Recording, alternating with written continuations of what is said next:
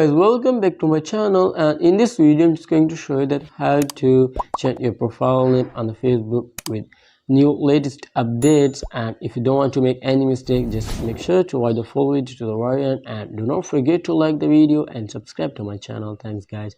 So let's get started. And first off, I'll open up your Facebook, and then just simply come to the menu and click on this gear on the top right to open up settings and privacy, and go to account center and click on your profiles and select your Facebook profile.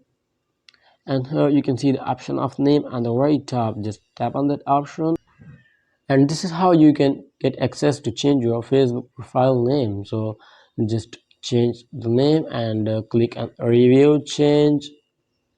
In the next step, you can choose how your name will appear on your profiles. Just select it and click on save changes. So name updated successfully. So this is how you can easily change your profile name on Facebook. So I hope it helps you guys, and if you have any question about the tutorial, just leave in comment below and I'll be catch you on the next video. Thanks guys, and if you don't, just like and subscribe to my channel.